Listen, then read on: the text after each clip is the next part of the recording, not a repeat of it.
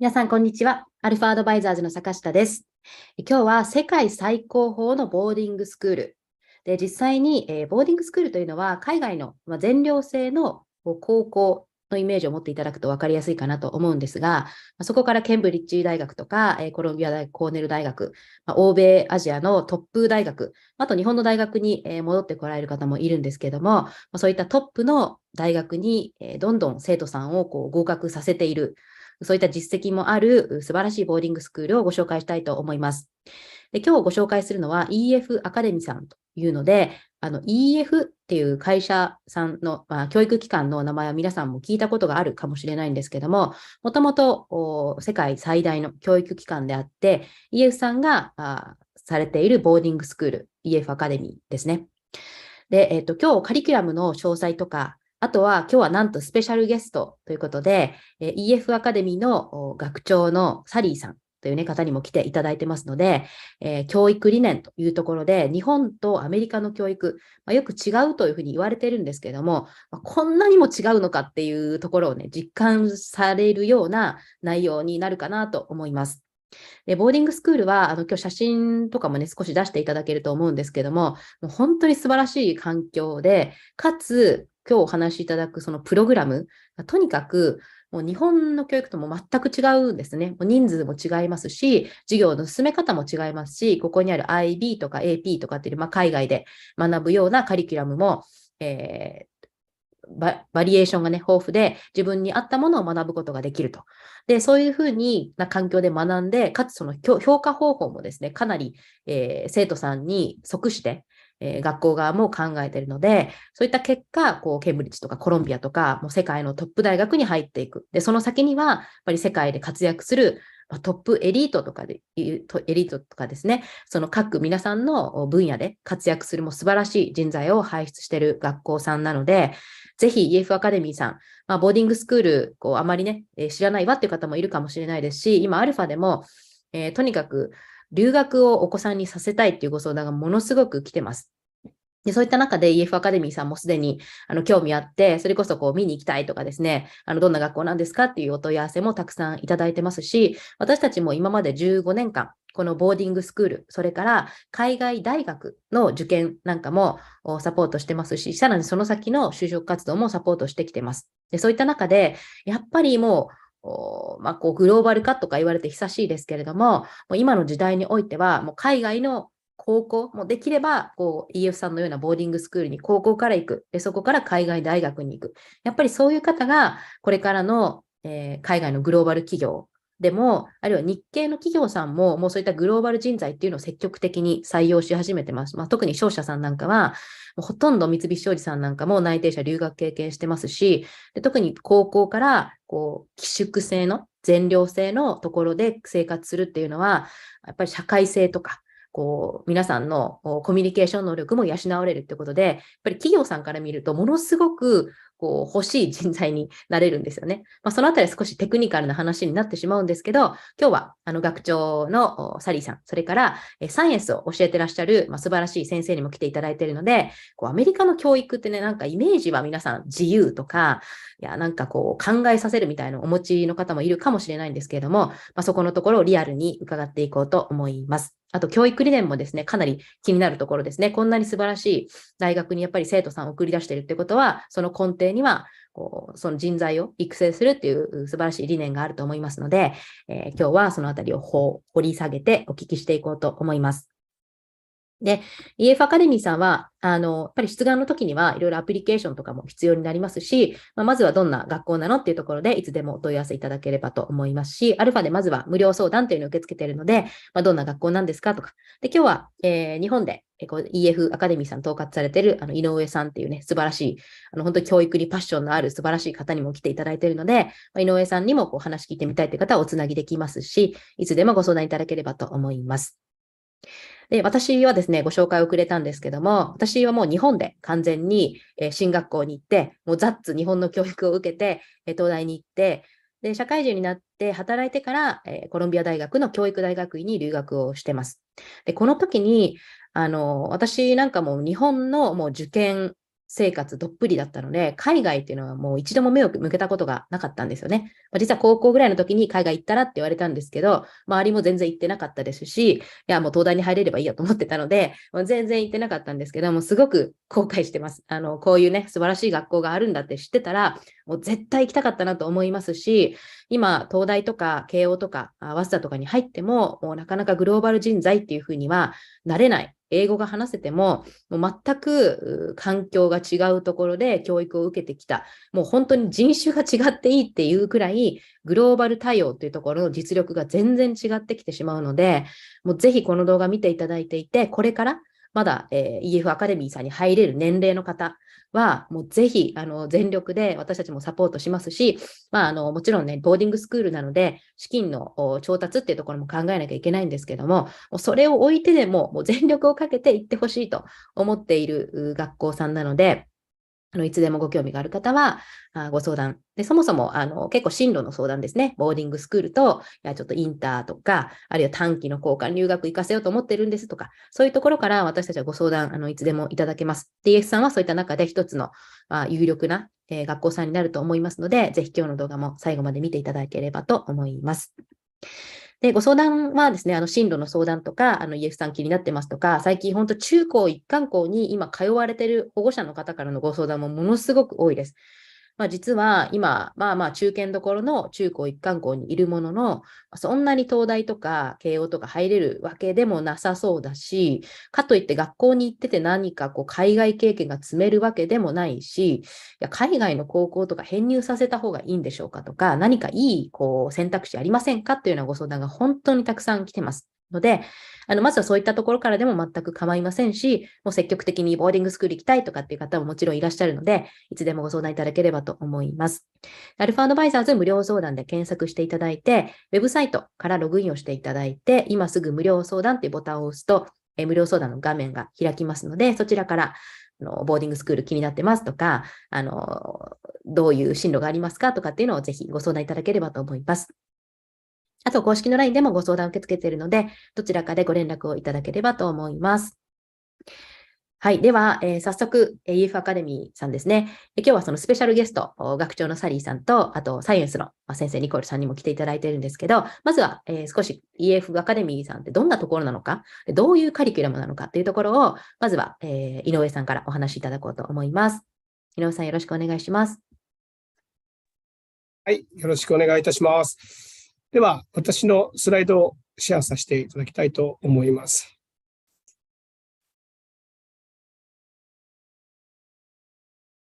はい。皆さん、こんにちは。EF アカデミーの井上と申します。今回はですね、なんと、スペシャルゲスト、坂下さんもおっしゃったんですけれども、EF パサデナ校から校長と、サイエンスの、ヘッドオブサイエンスのニコールさんに来ていただいております。彼女たちにね、いろいろ話してもらう前にですね、私がちょっと EF アカデミーってどんな学校なのっていうところをお話しさせていただきたいと思います。EF アカデミーはですね、一番最初にオックスフォード校から始まりました。これは15年ぐらい前にスタートした学校になります。で、その後ですね、アメリカのニューヨーク校が10年ぐらい前に、オープンしまして、その後ですね、去年、2022年9月に、パサデナ校が、開校しております。そこで、この学校、いろいろ特徴はあるんですけれども、まずはですね、EF アカデミーの特徴としては、まずですね、この学校に世界中からたくさんの国籍の生徒さんが来ています。大体ですね、60カ国以上の生徒さんが同じ校舎で学ぶ。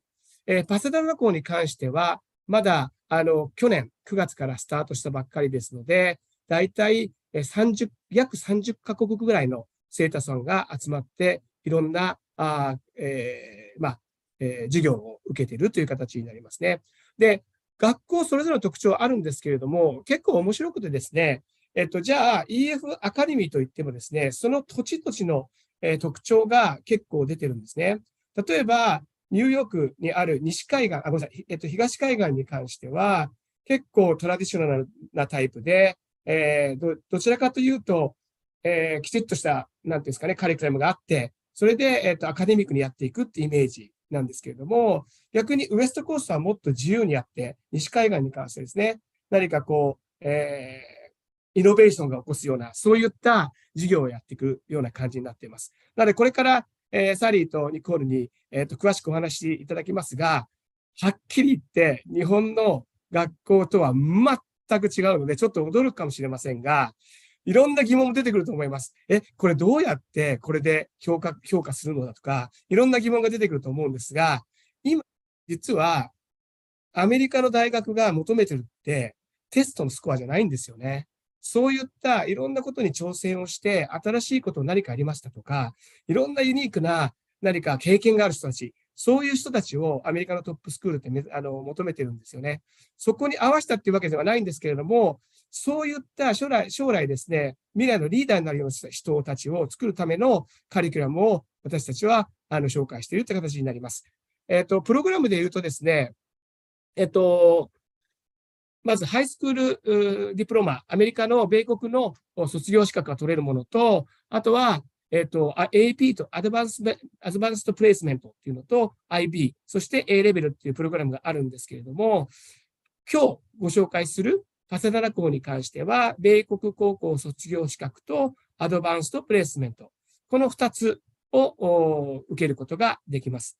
で、何歳から行けるのっていうところなんですが、日本でいうところの中3から入ることができます。これはアメリカの高校時代が4年間ですので、なので日本とちょっと違うんですよね。なので、日本人でいうところの中3から、高校3年生までの授業があるという形になります。で、じゃあ、プログラムなんですけれども、アメリカの卒業資格はその名の通り、アメリカの高校卒業資格がもらえて、どこの大学にもアプライはできるんですけれども、AP というのは、このアドバンスプレイスメントというのは、大学で勉強するような内容を日本じゃごめんなさい、高校生の間にやってしまおうと。で、これを受けることによって、大学の審査官がすごくプラスにですね、この人は新しいことにチャレンジ、難しいことにチャレンジしているというところで評価が上がるというような、そういった内容になっています。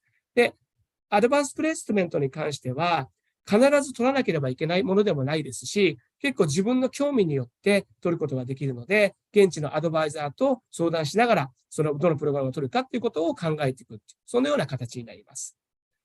最後にですね、私から最後に、英語力どれぐらい必要なのってところなんですけれども、やはり日本人の生徒さんって、英語力というところでかなり厳しいところがあるんですよね。で、EF に関してはですね、もし英語力が足りない方に関しては、ニューヨークでブリッジコースといって、英語力の足りないための方のための、授業もやっておりますので、そちらもご相談いただければいいかと思います。もし中3から入りたいってなると、だいたい英級の12級とか、それぐらいの英語力が必要になってきます。で、高1から入るとなると、だいたい英検でいうところの2級ぐらいのものが必要になってくるというふうに考えていただければと思います。はい。それではですね、イントロはこれぐらいにしてですね、早速ですね、サリーとニコールに、早稲田校がどういう学校なのか、ちょっと話していただきたいと思いますので、ここからは英語になりますが、ぜひちょっと皆さん楽しみに聞いていただければと思います。それでは、サリー、Nicole, please start your presentation. Thank you, Nori. We're going to go ahead and share our screen and then we'll get started.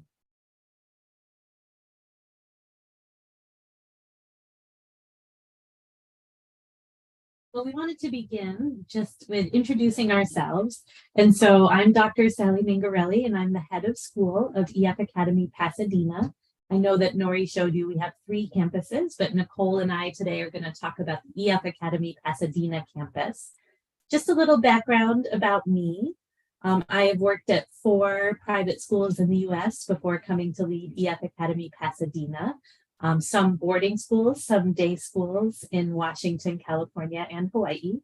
And my degrees are from Colorado College in chemistry, University of California at Berkeley. I got my master's in chemistry, and then my doctorate in education is from University of Southern California.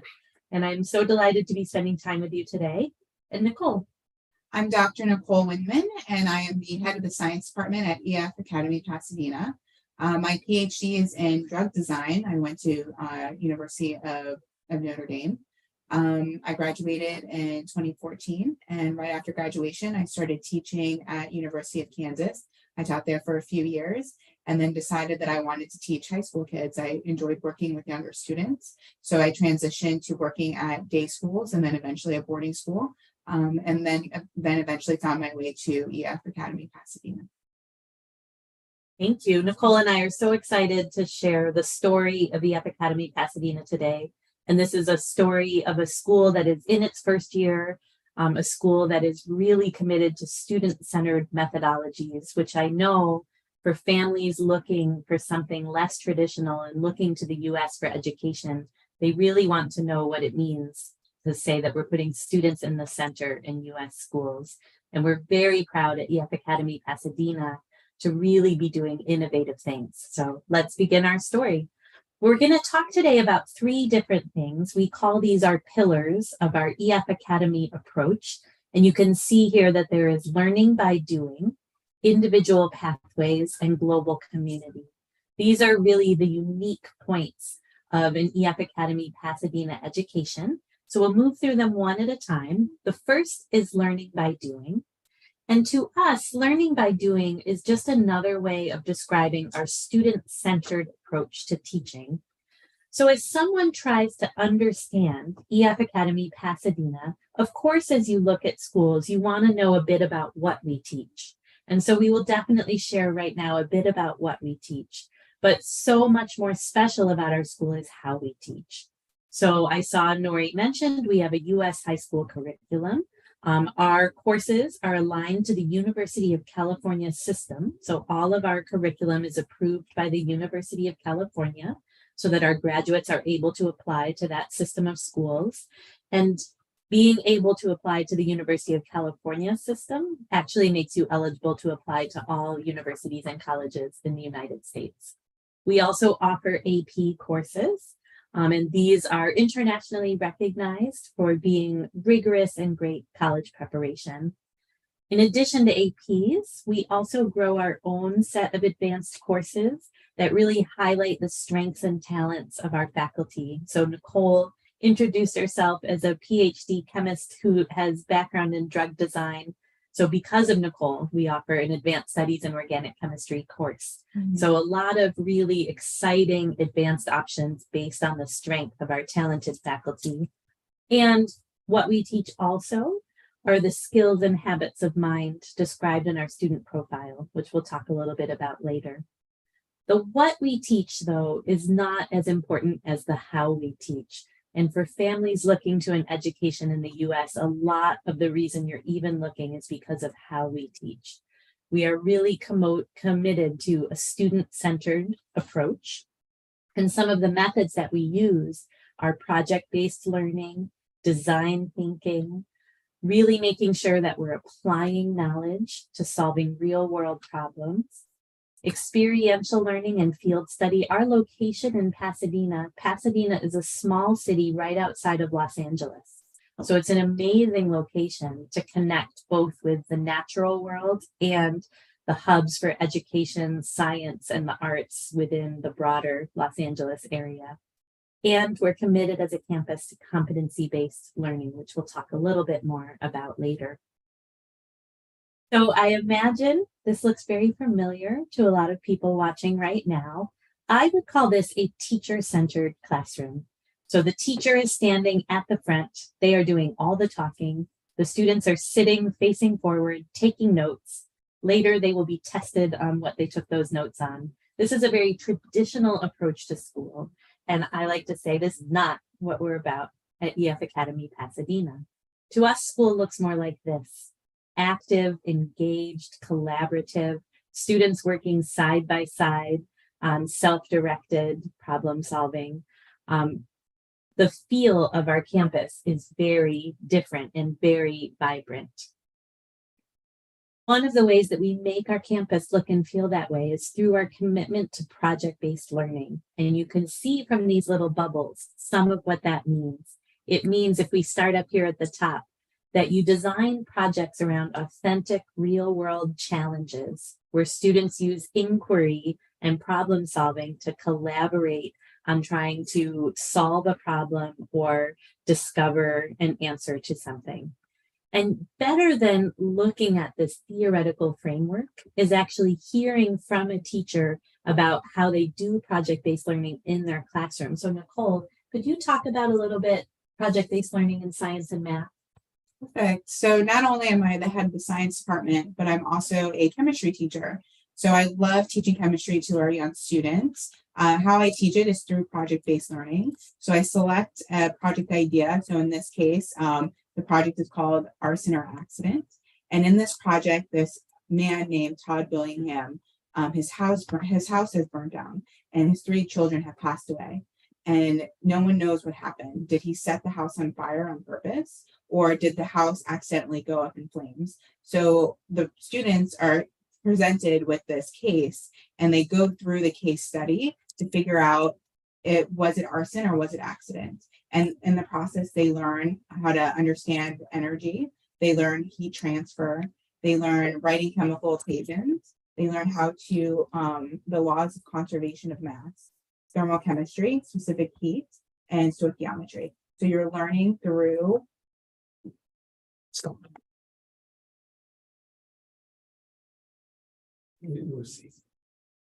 So we're learning through this process.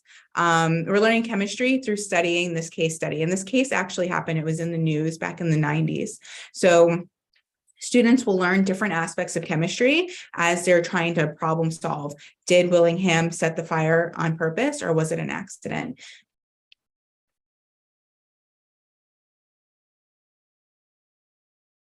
So our students, so there's one experiment that our students do that has to do with the drywall in the house. So in the house, the fire investigators found the origin of fire by looking at how the fire patterns affected the walls of the house. So in the house, everything went under flashover. So everything burnt up except for the walls. The reason why is because the walls are made of calcium sulfate dihydrate, and that compound doesn't go up in flames. It actually decomposes under high heat. So our students went into the lab, they worked with calcium sulfate dihydrate to dehydrate that compound in order to decompose it, to figure out what exactly was happening with the drywall inside of the house.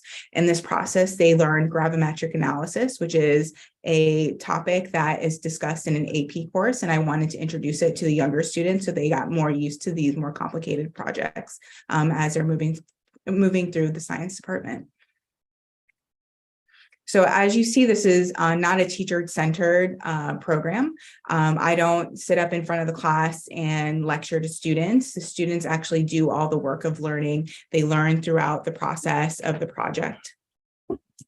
This is a more student-centered approach where students are taking control of their learning. They're learning throughout a project. They're learning all the necessary skills that they need to do well in a science class, but they're also learning how to take agency, how to be more self-directed, how to personalize their learning. They also can learn anytime and anywhere in this process. A second example actually comes from our math class. It's called basketball drop. And the question that students are being asked is, how far does an object fall when dropped from the 3rd story of a building? So they went up to the dorms, they went up to the 3rd floor, they dropped a basketball, and they asked, how far does an object fall? Well, in order to answer that question, they needed to know quadratic equations. They needed to know position function with objects in free fall. They needed to know right triangles, the trig ratios, and vectors. So they learned all these concepts of math throughout studying this project. So again, instead of the teacher lecturing at the students and students then producing that same material on a test or a quiz, students are actually learning about these various topics throughout the course of a project. Thank you, Nicole. I mean, I think you can see what we mean by learning by doing, and project-based learning is such an excellent approach for that. And we're so delighted to have such a serious commitment across many of our departments and through Nicole's leadership in our science and math departments as well. This is a bit more just how dynamic and engaging it looks. These are students in a math class debriefing this basketball drop, right? This is not your typical teacher-centered classroom appearance. Another framework we're really committed to is the design thinking framework. This was developed out of the Stanford D School and is really considered the best way to solve problems, particularly when you're trying to solve a problem for another person or another community. What I love about this framework is that it begins with the empathize step. And I believe something that is really missing in traditional education is instruction on things like empathy building, right? So can a person really put themselves in another person's culture, value, and perspective in order to understand their needs through their eyes so that they can define a problem and then propose solutions that are in alignment to the community they're trying to serve?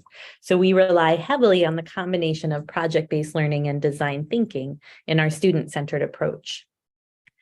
The second pillar is individual pathways. And I had mentioned before that we are committed to competency-based learning. And I don't want to get lost in the educational words here. I really want to talk about the commitments to our values and how this looks and feels. And so as a brand new campus, we really had the opportunity before we started building our academic program to clearly name the goals that we were going after.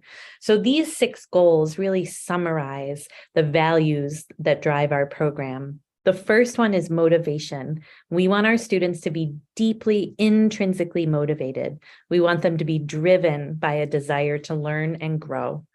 We want deep learning, which if you have ever experienced the memorize, test, forget cycle, you've experienced the opposite of deep learning. We want learning that sticks and lasts. The third bullet, this is very important to me.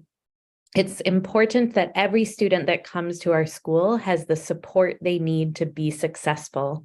One of the flaws in a traditional way of doing education is that the school kind of is committed to sorting students into those who are good at things and those who are bad at things. And our school didn't want to be in the business of sorting students. We wanted to be in the business of lifting up every student and ensuring they're supported to succeed. And one of the ways we do that is through really personalizing our education and personalizing both on the timeline level and the personalizing challenges and opportunities. So if you think about it, particularly let's think about math. Some people think they're good at math and some people think they're bad at math. Usually people who think they're bad at math just learn math a little slower. It's not about ability, it's about pace. And so we're really working at our school about making sure every learner has the time that they need to master something. And we're not going to spend time wondering who's good and who's bad at things. The fifth one is relevance. It's very important to us that kids understand why what they're learning matters to them and in the world. And agency. We want students to drive a lot of important decision-making about their educational journey. So competency-based learning is the framework that supports all of those goals that we just talked about. But again, I think examples are the best way to understand our story. So Nicole, can you describe a little bit about how this personalized learning is going to come to life in our modular math program? Yes, our math department has rolled out a new program called Modular Math. In this program, students will actually take a module of math and work through that module in order to accomplish the goal of the course. So instead of sitting in on Algebra 2 for a whole year, let's say a student actually is really, really good at algebra and finishes Algebra 2 in 2 months, then that student, it frees them up to take other courses that are more advanced. But let's say student is maybe not as good with Algebra 2 as his or her classmates, then that student student can actually work one-on-one with a teacher to accomplish Algebra 2 and work at their own pace. So this modular math allows students to actually take math as modules instead of as seat time in a classroom. So it allows for more personalization for coursework and allows students to tackle more advanced classes sooner. And something I saw Nori when he was sharing his slides, he showed you a little bit about our English proficiency requirements for entry to EF Academy. And I will say, compared to other peer schools, boarding schools in the US, we do admit students with slightly lower English proficiencies because we believe in the power of language education alongside a high school education. But some of what that means is sometimes while we're waiting for students' English proficiency to build, some other things are being impacted. Like perhaps a very talented mathematician might actually be underperforming in math because of the English barrier, not because of the math barrier. So we're really excited with the modular math here to make sure that the language of English is taken out of the picture and the language of math is our focus, and that students who are really fast math learners have a chance to move as fast as possible. This is our student profile. I had mentioned before, one of the things that's special about how and what we teach at EF Academy Pasadena is that we not only teach subject areas and content knowledge, but we teach really, really important future-facing skills, the skills to be a learner, a leader, a scholar, and a global citizen. And we are very committed to this. When we hire new faculty members, of course it matters. Nicole is a deep expert in chemistry. She has her doctorate in chemistry. I know she knows chemistry. But when we were talking about Nicole coming to work here, I asked her, how are you going to teach these other things through a chemistry class? Mm-hmm. Every classroom is a space where our faculty are teaching these skill sets and mindsets in addition to their content areas. Our final pillar is global community. And this is really about the unique nationality diversity that we're able to bring together on our EF Academy campuses. So on our Oxford and New York campuses, which are a bit older and more established than our baby campus, Pasadena, there's more than 50 nationalities represented on those campuses. And for a US boarding school, that is a really, really large amount of nationality diversity. Most US boarding schools are predominantly American students with a smaller number of international students. And usually those international students are from a very small number of countries. So it's not really an international school. It's an American school with international students. We are a truly international school. At Pasadena, we have 125 students, and they are from 28 countries. Our campus will grow. Our final capacity is 1,000. And so we will soon be like our sister schools and have many more nationalities than even the 28. Why this matters is because our students are constantly surrounded by people unlike themselves. This nationality diversity brings with it diversity of tradition, belief, ethnicity, culture. Every space on campus is an opportunity for students to build what we call cultural competence. And cultural competency is definitely among the most important employability skills in the 21st century, right? Whether a student from Japan goes to the US and stays in the US or moves somewhere else abroad, or even if they decide to return home to Japan for their career, they will always be working with global colleagues. And the ability to understand and work with people from all over the world is a skill set to learn in high school, very unique. So you've heard a little bit about our 3 pillars, and the last thing that we want to share is about the special way at EF Academy Pasadena that we weave all 3 pillars together in our signature program. So we take this global community of students, we think about empowering student-centered, student-directed learning by doing, and we think what would be a great program to bring those pillars together. And so we created our signature program called Global Leadership, and I'm going to have Nicole explain a bit about our Global Leadership program.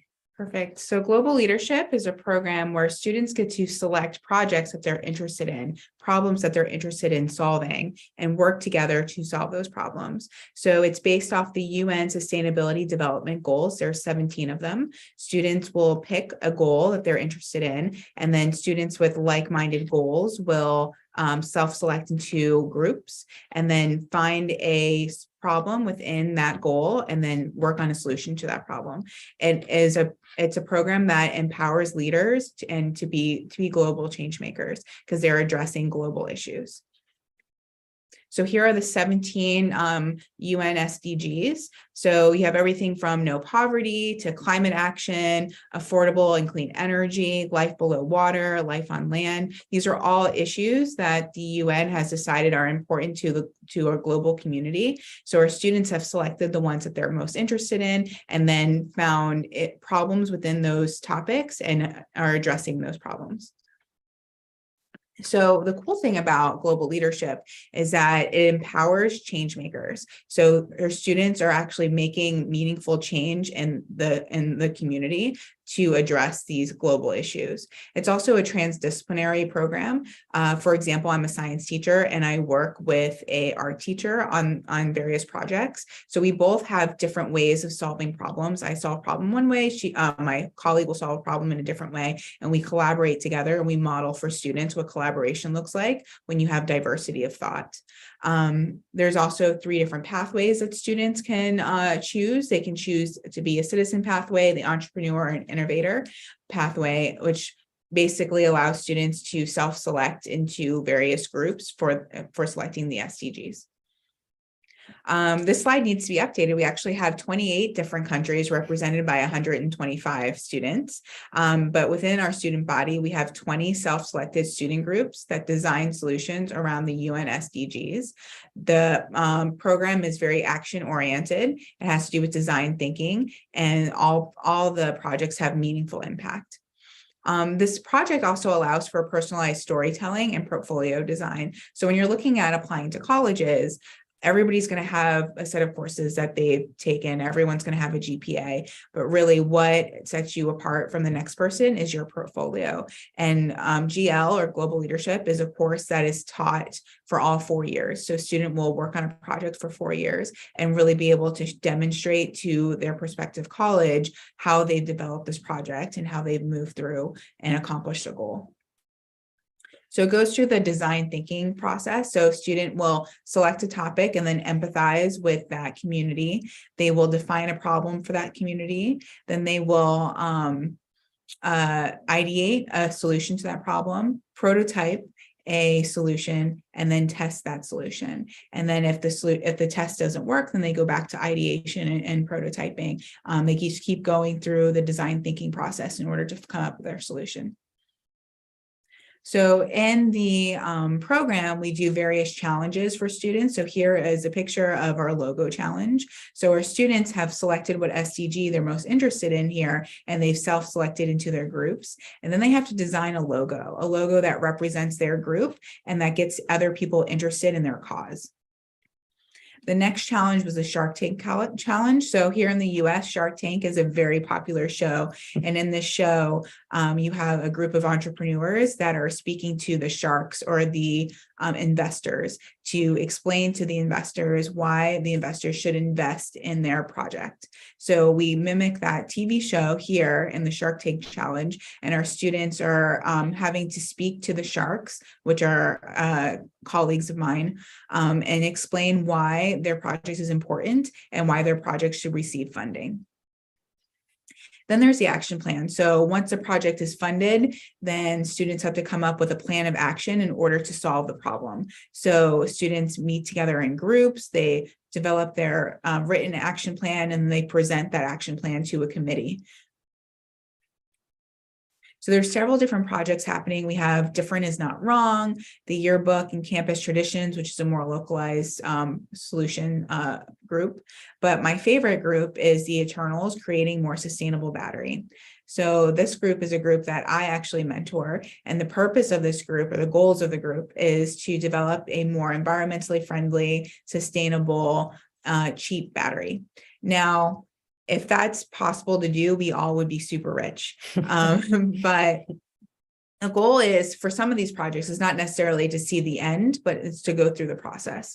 So students are learning the scientific method. They're learning how to deal with failure. They're also learning how to communicate with other adults. We've made connections with people at Caltech, with professors at Caltech, with professors at JPL. So students are learning how do I communicate with people in a particular field? How do I write an email to an adult? And how do I problem solve when things aren't working correctly in the lab? So speaking of the lab, our students initially pitched an idea to make a magnesium-powered battery. Now, as a chemist, I knew that the magnesium-powered battery probably wasn't the best idea, but I didn't want to tell them that. I wanted them to discover it on their own. So they went into the lab, they built a magnesium-powered battery and found that it really wasn't that great of a battery. So they're back to the drawing board, and they've now selected a different type of metal to use as a battery. And again, they'll go into the lab, they'll design that battery and see what the data tells them if it's a positive battery or a negative battery.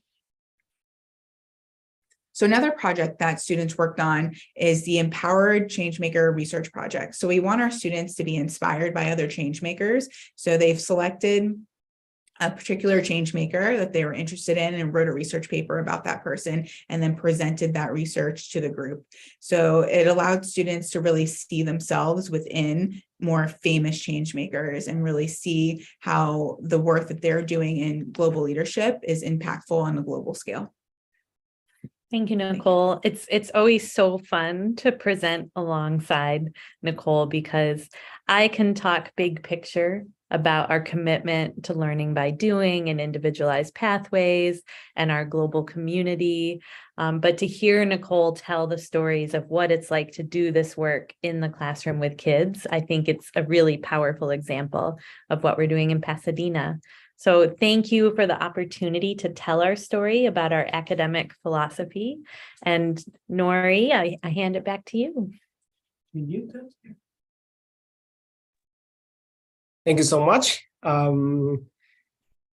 今、英語でずっとあったんですけれども、非常に日本の教育っていうのは、やはりまだ先生がこう教えて、子どもたちがメモライズ、それでテストをして評価をするというパターンが多いと思うんですけれども、今、お二人の話があった通りですね、そういう評価基準では全くないですし、逆に、いろんなことをlearning by doing、right? そうやってみて、失敗をして学んでいくみたいなスタイル。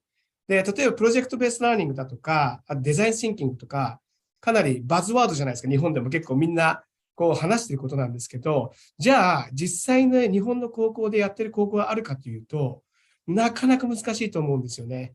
で、それがなぜかというと、やはりそれをファシリテートできる先生がなかなか日本にはいなくて、そこが日本の課題でもあると僕は思ってるんですね。で、Efアカデミーでは、このサリーが校長になってから、そういった授業ができるスタッフをたくさん雇ってですね、そしてその教科をまたいで、そのプロジェクトを成功させるために、先生方が協力して、それぞれのグループのファシリテートであったりだとか、サポートをしていくという体制をする。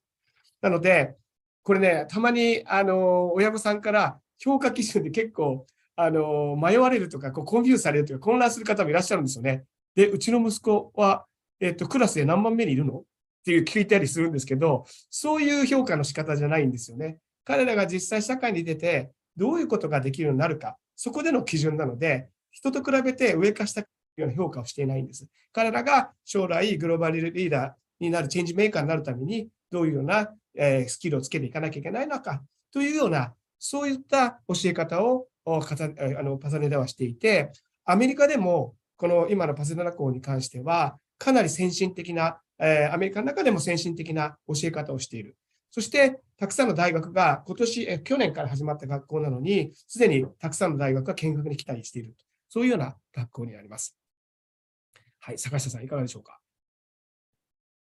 はい、ありがとうございます。本当に素晴らしい、教え方、何を教えるかじゃなくて、how to learn というのはね、すごく印象的に残ってたんですけども、ちょっと私からもいくつか、ボーディングスクールね、私も実際に自分が学んだことはないので、ちょっと気になっていることがあって、そこも伺っていこうと思うんですけども、まずですね、結構こういうご質問をいただく方、ボーディングスクールって多分日本の学校と全くさっきまさにおっしゃってた How to teach とか教え方が違うので、そこのイメージをあまりできないという方も多いんですけど、ちょっとそこについて、いわゆるボーディングスクールって特にあまりレクチャー、座って先生がレクチャーするっていうのを行わなくって、自習をするっていうイメージが、もう基本的なところは自分でインプットするっていうイメージがあるんですけど、そのあたり具体的にどうやられているのかっていうのをちょっと伺ってみたいなと思います。私から聞いた方がいいですか？私からよければご質問します。So thank you for the great presentation. I was very impressed. And I have a question about how to teach to the students. I have the impression that in a boarding school, students do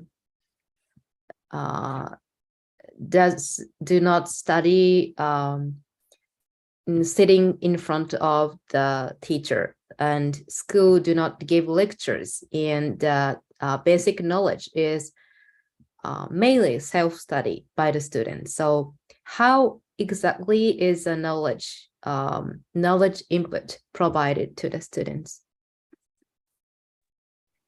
Yeah, that's a great sorry for the echo. That's a great question, and a question that is often asked when schools present about doing things in innovative ways. But I think Nicole's slides that she shared about the projects in chemistry and math really clarified that, right? So even though the students are doing self-directed, collaborative inquiry to solve this mystery in Nicole's class or the basketball drop in the math class, what you saw in those slides too was a long list of content, right? There were 7 chemistry concepts required to effectively solve that problem that Nicole had presented. There was 5 really diverse math concepts required to solve that basketball drop problem. The difference is not, is there content or not? It's how are students interacting with that content? And instead of being told that content by a teacher, they're interacting with and applying that content through projects. So it's a kind of project-based classes. And so in that case, how you evaluate the student performance? So I mean, what kind of testing format does EF Academy use? Mm-hmm. I'm really glad you used 2 different words there. You used the word evaluate performance and you used the word testing. And I would say those are 2 totally different words. So evaluating performance can be done in a number of different ways. And in a competency-based approach, which is what we use, when students walk into Nicole's chemistry classroom on the first day, Nicole has a list of what we call competencies or learning outcomes that describe exactly what students need to know and be able to do in order to have successfully completed chemistry. And so that might be, I think in Nicole's class, it's about 15 learning outcomes for the year. So on day 1, students know all I need to do in this year is show evidence of my mastery of these 15 things. And then what students are doing through the year is performing different tasks, submitting different types of work, all of which we consider evidence of their mastery of these learning outcomes. Occasionally, a test might be used as a way for them to evidence, but testing is only one of many ways. Projects, papers, videos, research, all these different ways that students can show us that they've started to know what we need them to know, and they're able to do what we need them to be able to do. Thank you. So this is a technical question, but at what age can a student apply to EF Academy? It is possible to transfer from a Japanese high school? Yes. So we admit kids at all of our different grade levels. It's hardest if a student tried to come to us in grade 12, just because the support that a student and their family needs to apply to college, we like to begin that support sooner. But we have students join us in grades 9, 10, and 11 every year. Okay, thank you. And so this is my last question, as there are lots of questions from audience. So this is a question about the program. So you teach IB and AP, but why are IB and AP separated at Ef Academy, Pasadena in New York? Which program do you recommend, or how do students choose which program to take? That's a very good question. One part of that answer has to do with how they prefer to learn and how they prefer to show their learning. So the IB curriculum, it's a very good global curriculum. It's a great fit for some students for sure, but it's definitely very structured. They don't have a lot of choice about what courses they take. And the assessments are going to be a lot of test-based assessments. So if a student thrives in that kind of system, IB might be a great choice for them. IB curriculum tends to be respected in Europe. So if a student is dreaming of perhaps going to university in Europe, the IB might open a few additional doors for them. It's not necessary to do the IB, but it might help. Students choosing to come to Pasadena would be students who are looking for more choice in how they decide what courses they're going to take, how they're tested, right? So whether it's that whole array of assessments that we just described for students who feel like they want a school system that has more flexibility and choice. And then the APs are sort of a good match for that, because it's not as structured. You don't have to take every AP class. You select the ones you'd like to take. So it's a little bit about how a student prefers to learn and study, and also how a student prefers to be evaluated. Would you add anything to that, Nori? No. Good. Thank you. So you mentioned which university or which area the student are applying to their universities. Students can select very much a program, IB or AP. But so how do top US and UK university evaluate the competency you mentioned in the application process? So does having a high, how do I say, rating in the competency assessment make it easier to get such kind of top-notch universities? Yeah. That's such a great question. And in the United States, especially, college admissions is really shifting what they prioritize.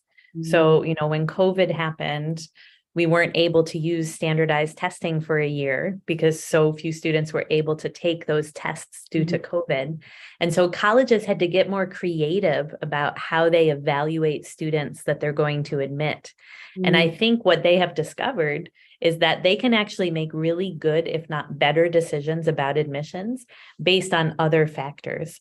So colleges still look very much at students' transcripts, not just at their grades, but at what courses they've taken, right? Have they really challenged themselves in high school with rigorous classes like AP classes or advanced studies classes? If they say they want to be a science major, have they taken a lot of science and math classes to prove their commitment and their interest, right? So that's a big part of the college process. In terms of the competencies, what's great is at EF Academy Pasadena, our students will have a 2-page transcript. The first page will look very traditional. It'll be the names of the courses that they took and the grade that they ultimately earned. The second page will be a page based on our competencies, and will show how did they evidence their learner, leader, scholar, and global citizen skills during their time at our school, and what are some portfolio items of their, meaningful, authentic work that represents their competencies. And universities' admissions offices are very excited to get this deeper look at students, to look at alongside the more traditional transcripts. Does that answer your question? Yeah. Okay. So student can showcase their very academic perspectives and also the competency-based performance. That's exactly right. Interesting. So do you feel that the application process or evaluation strategy at the US top school are changing from compared to before COVID? Very much so. So our director of university and academic advising, he's very much an expert in this field. And it is a rapidly changing field. It was starting to change even pre-COVID, but the rate of change post-COVID, I mean, he spends a lot of his time just staying expert on all of this. But many colleges after COVID remained test-free or test optional. And some schools have now committed to staying that way forever. The University of California system is test-free. Even if you took the SAT and got a perfect score, they wouldn't care. It's not part of your application. They don't look at the test scores. Caltech is test-free. Columbia University is the first Ivy League school that just committed to forever being test-free, right? So the testing landscape is changing a lot. And as the testing landscape changes, it needs to be replaced with other ways for schools to tell what students they want to admit. And I think what they learned through the COVID disruption is a number from a test is so much less valuable to them than looking at portfolios of work, looking at competency-based feedback that really describes the skill sets that a student would bring to the university. So it is an exciting time of change, and it's actually making the college admission process more student-centered, just like our high school education system has become increasingly more student-centered. It's exciting change. Thank you. Yeah, that is so impressed. That are totally different from Japanese evaluation process. Japanese is very test score centered, test score oriented. Yeah. Evaluation process. Thank you. So, so this is my last question. So, what could you tell me your like 5 and 10-year goals for EF Academy? In particular, I know the Pasadena schools has just started the baby schools and has a lot of what you want to do, but what a kind of program and student do you hope to create in the future? Yeah. I mean, the exciting thing is we have opened being exactly who we want to be, right? All the things that we described today, this commitment to project-based learning, this commitment to design thinking and competency-based learning, we are already we're doing exactly what we want to be, and that's exciting. What we hope to be 5 years from now, 10 years from now, is just a bigger community of awesome learners. So we have 125 students right now. Our capacity for our campus is 1,000 students. And so with that will come so many opportunities for, amazing global leadership projects and, all of our sports teams and extracurriculars. With a bigger community, we'll be able to be more of those kinds of things.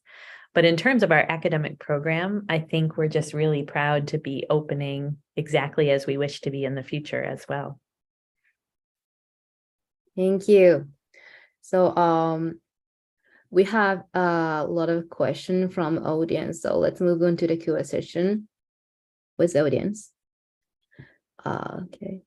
So じゃあちょっと最初 I will read it the question at first in Japanese and then translate them into English for you to answer the questions. ですね。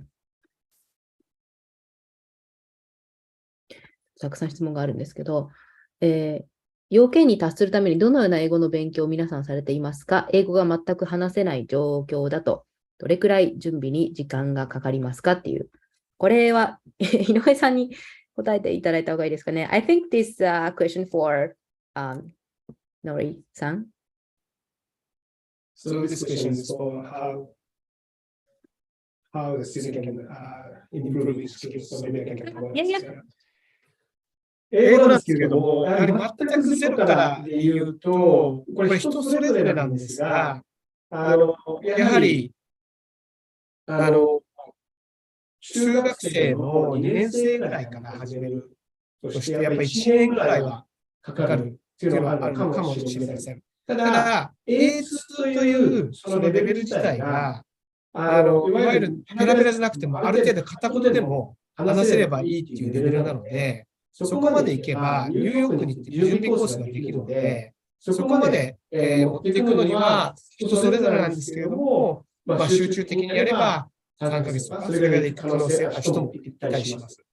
なので、ただ、すごく重要なことっていうのは、まずは、文法とかですね、最初にある程度、ベーシックな、すごく、例えばトイックで900点取りますみたいな文法はいらないので、まずは、トイックで言うと500点ぐらいとか、中学校で習うような英文法を習っておいて、その後、イディオムだとか、あとはリスニングだとか、そういうところを英語を見ながらだとか、そういう実践的な英語でやっていくっていうふうにしていって、シャドーイングっていうのがいいんですね。シャドーイングを結構やっていくっていうことでやる。で、例えば、英会話スクールに行くにも、子供に1週間に1回行かせても、多分1年経っても難しいと思います。なので、やっぱり継続的に毎日25分で、ね、30分でもいいからやっていくっていうことをやり続けることによって、A1 ぐらいで、A2 ぐらいであれば、おそらく半年ぐらいとかできるんじゃないかな。人それぞれなんですが、そういう感じだと思うんですね。はい、ありがとうございます。後でまたアプリケーションのとこお話ししていただき、ちょっと最後にね、リマインダーでお話していただきますけど、大体このぐらいの年齢だったら英語このぐらいっていう、基準、英検このぐらいとかっていうのを書いていただいたのもあったと思うので、ぜひ、そのあたりもご相談ください。どういう勉強したらいいのかとかですね。はい。アルファでも英会話とかでね、サポートもしているので、ぜひご相談いただければと思います。次ですね。ボーディングスクールは勉強が大変だと聞きますが、勉強以外の課外活動やクラブ活動はあるのでしょうか？ Ef アカデミーさんで特徴的な活動などはありますでしょうかということで、こちらはちょっとね、サリーさんなどにお伺いしようと思います。So, Dr. Sally, this is a question from the audience. And I heard study at boarding school is very hard, but you have some activities other than academic classes, such extracurricular activity and club activity. So could you let us know about the activity other than academic class activity? And is there any unique activity in EF Academy? Yeah, that's a great question. And I'm going to talk about sort of two different areas of activities. So one is built into the student's day during the week. They have the academic part of their day, but then they also have the structured part of their day that's around clubs and activities. So our students all participate in a Monday, Wednesday choice and a Tuesday, Thursday choice between school and dinner time. And they have a lot of choices and they're aligned to our sports seasons. So in the US, we have fall, winter, and spring sports. So in the fall, students selected a Monday, Wednesday, and a Tuesday, Thursday, and they might have chosen to do something sporty, like participate in the cross-country running team or the basketball team, or they might have chosen more of a club type activity like the drama club or Model United Nations or the business and finance club or the cultural cooking club. So every season they have 6 to 8 choices for Monday, Wednesday, and another 6 to 8 for Tuesday, Thursday. So lots and lots of opportunities to engage in enriching activities. And that's sort of part of their weekday, school day.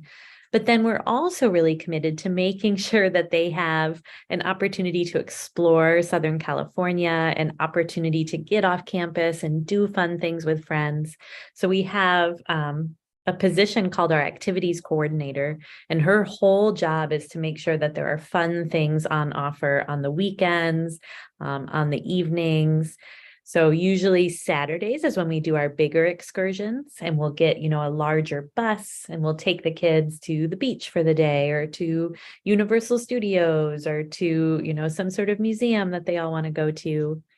We also run shuttles locally in Pasadena so that students can get to the shops and restaurants that are only a few miles from campus. So we're really, really committed to making sure they live a well-rounded life, because this question began by saying, of course, the studies are very hard, and we take the studies very seriously, and we balance that with making sure that they have a good, rich life of other activities and time with friends. Thank you. じゃあ次のご質問ですね。次は英語なんですけども、The next question is in English. I'm a parent considering boarding school. Thank you for your valuable information. What are the background of the children who study at EF Academy? The background of the students? Yes. We have, of course, hugely diverse in terms of where they're coming from, which also means a large diversity of the schooling systems that they're coming from. So very differing academic backgrounds. We do have an admission process. So we do make sure that students are serious about their studies. They don't have to have been the best student from their previous school, but they have to care. They have to be interested in the opportunity of coming to EF Academy. And I think what weaves our kids together, the common characteristic that our students have, is that they are excited about the adventure of studying abroad, that they are really committed to growing as a global citizen, right? That they understand that it's special to get to do high school among an international group of their peers. And you see that. Nicole, what else can you think of a common feature of our students? I think our students are really engaged in the learning process. They want to learn. They want to take agency of their learning. They want to be at the center of the classroom. I think our students are very motivated students. I also think our students want to experience America and have the American experience as well. And they're excited to get off campus and explore the Pasadena area and the LA area, go to the beach and go to concerts and stuff like that too. So our students, I think, are very happy students, very fun students, and academically focused. Yeah. Thank you. So there's additional question to that. What is so you mentioned the very passionate about their learning. I know. And what is the academic level of the school compared to like US, like 10 schools, the top schools? What do you think about that? Yeah, I think one of our choices as we opened this school was about what curriculum we would offer. And part of the reason we chose to offer AP classes was to ensure that we were at the highest level of rigor among all of our peer schools as well, right? So the AP curriculum is college level learning done in high school. And it's recognized, in the US and internationally for its rigor and its college preparation. So part of our choice to offer APs was to ensure when we were asked questions like that, as a new school, sort of how do you compare? We are, equally as rigorous, but I would say probably much more student-centered in our approach than most of our peer schools. And we're very proud of that. Great, thank you. ですね。So that's the next question. 次ですね。日本人は寮に住むと思いますが、寮生活について伺えれば幸いです。場所、人、人数、ルームメイトなどということで。So could you share with us about the dormitory lifestyle? So what is the dormitory lifestyle look like? Yeah, of course. So in our dorms, we have hallways, and the hallways have 10 rooms. And then on that same hallway, there is an apartment where an adult lives who's named the house parent. So I think one of the features of dorm life is that there's a caring adult close by always, and that matters a lot to us. Our students live typically in triples, so 3 students in a room, although some students do ask for an upgrade to a double room if they want a little more space. And in our rooms, we don't let students live together who have the same home language. So we want to make sure that English proficiency building is happening in dorm life as well, plus that sort of cultural competency building. If you don't share a home language, you probably also don't share a home country and a home culture. And so you're really learning deeply about another person through living with that person. I was mentioning our activities coordinator. So, in addition to arranging those buses to the beach and things like that, they also arrange dorm activities like karaoke in the lounge or pumpkin carving, or, so there's fun activities on offer. There's caring adults around.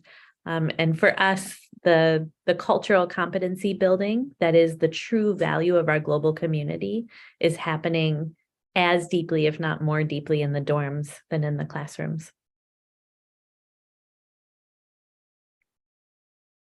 Okay, thank you. ではですね、次が、生徒によって得意不得意の分野があると思いますが、得意不得意分野についてより高いレベルの授業を履修したり、不得意分野に時間をかけるような履修の仕方は可能でしょうかって。まさにさっきおっしゃった AP とかそうかなと思うんですけど、So, can students take courses at a higher level or spend more time in areas of their weakness, depend on their strengths and weakness? Yes, and that's part of the beauty of the American curriculum in the first place is how many decisions kids get to make every year about what they take. And I love that question because both of those things are the right thing to do. Some students might choose to take a lot of courses in their area of strength and passion, right? Like they know they want to be a doctor. They've wanted to be a doctor since they were 2 years old. And so they're going to take every math and science class that we have, right? And then there might be another student who says, the thing that's hardest for me is math. So I'm going to really take some extra math. I'm going to focus a lot on it because high school is a great opportunity to work on a growth area for me. Both of those are good choices, and students have the ability to make either choice. But I really appreciate that question because that's such a great way to think about 2 different ways that you might design your high school learning experience. Thank you. That's a wonderful question and answers. So the last,じゃあ最後に、ちょっとアプリケーションの情報をもう一回、こういうのが必要だよとか、いつまでだよっていうことを、井上さんの方からご紹介いただいて、であとサリーさんからも、一言コメントをいただいて終わろうと思います。So, we will, please, Nori-san, could you share with us the application process and deadline? And I would like you, Sari-san and Nicole-san, to give us some closing remarks after the Nori-san's presentation. はい、ありがとうございます。アドミッションのプロセスについてちょっと説明させていただきたいと思います。まずですね、ご興味がある方に関しては、まずは英語力の診断テストをお受けいただくようになります。これは EF の F セットといって、オンラインで無料で受けられます。こちらもアルファさんにお問い合わせいただければ、そちらのリンクを送っていただけると思いますので、そちらをお問い合わせください。そして、英文の成績証明書、過去2年分が必要になってきます。それと、パスポートのコピー、そして、アプリケーション、オンラインでですね、申請を始めるんですね。でそこで自分のなぜEF アカデミーに入りたいだとか、自分のことをいろいろ書いていただく、どういうサブジェクトが、どういう科目が好きで、とかそういったものを書いてもらうエッセイのような自己紹介文ですね。そちらもご用意いただくような感じになります。あとは出願書と、あとは、証明写真。ちょっとかなり細かいことになるんですが、そちらを申請していただいて、その後にですね、実際に、アメリカのスタッフからの面接があります。そして、その面接に通ったら合格通知が来て、そこから、学費の、ディポジットをお支払いいただいて、そこで、入学手続き完了という形になります。なので、最初は英語のテストを受けていただいてから、最終的には面接を受けていただくという形になります。はい。以上が簡単にですが。はい。はい。ありがとうございます。アプリケーションのところはですね、私たちの方でも、EF さんもそうですし、普段他のボーディングスクールさんとか、あとその後の大学とかもですね、いろいろ見てますので、ぜひご相談いただければと思います。では最後に、お二人、ちょっと、どうしようかな。サリーさんにいただいて、ニコルさんにいただいて、井上さんからも、最後にコメントいただいて終わろうと思います。はい。Dr. Sally, could you give us some closing remarks? Absolutely. I mean, first of all, just thank you so much for your time and attention. You know, we appreciate the ability to tell our story to more and more families around the world, because I think we have something really special to offer that our kids are really thriving in, and we just want to keep growing our amazing school in Pasadena. So thank you for your time and attention. Nicole, is there anything you'd like to add? I just wanted to thank everybody for coming and listening to us and getting to know our school. It's been a fun experience being here and learning more about the culture here and meeting new families. So I hope to be able to meet all of you. Thank you so much. Thank you so much for your great presentation and speech. 皆さん、大丈夫ですか？私からはい、どうぞ、井上さんお願いします。はい。で皆さん、今日はありがとうございました。私もですね、実際パセダの学校に行って授業を受けてきました。で、やはり先ほどの繰り返しになりますが、日本の高校でやっていることと全く違う内容で、僕すごい逆に怖いなと思ったのは、僕ら日本人はこういう授業を受けてきた人たちと今後未来戦わなきゃいけないんだなってことを考えて、ちょっと僕はすごくある意味自分大丈夫かなっていうふうに思ってしまった、そういった部分もありますね。ただ、どんな年でも学びってできると思うんですよね。ただ、若いうちにやっていくっていうことに関しては、やっぱりかなり違いって出てきていると思うので、ぜひですね、もしそういった将来、世界に出て、リーダーになりたい、そういった思いがある、お子さんとかいらっしゃったら、ぜひ、アルファさんの方にですね、ご連絡いただければ、しっかりサポートしていただきたい、させていただきたいと思いますので、ぜひこれからもよろしくお願いいたします。はい、ありがとうございました。ぜひですね、まずは進路相談とか、どういうことを勉強したらいいのかとか、それこそね、Efアカデミーさんも本当素晴らしいので、ぜひご興味ある方は、井上さんとかもね、おつなぎしますし、いろいろ聞いてみていただけることもできます。でまずは、ウェブサイトからログインをしていただいて、今すぐ無料相談というところから、皆さんの現状とか、まずは無料でね、いろいろやり取りできますので、ぜひご相談いただければと思います。公式の LINE でもご相談可能です。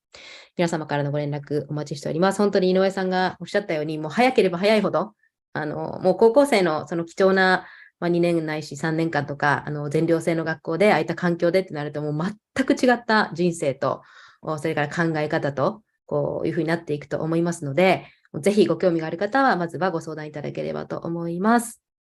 はい。それでは、今日はね、本当に素晴らしいお話をいただいて、ちょっとまたこういうシリーズで、なかなかこんなにね、本当に学長の方に来ていただいて、アメリカの教育方針を生で聞ける機会ってね、なかなかないと思うので、またこういった形でちょっとゲストでお呼びしたいなと思ってるんですけども、ぜひ皆さん引き続きこちらのチャンネルも見ていただければと思います。では、Sally, Dr. Sally, Nicole-san, Inoue-san, Nori-san, thank you very much for this time. はい。ありがとうございました。ありがとうございました。引き続きよろしくお願いいたします。よろしくお願いします。お願いいたします。Thank you.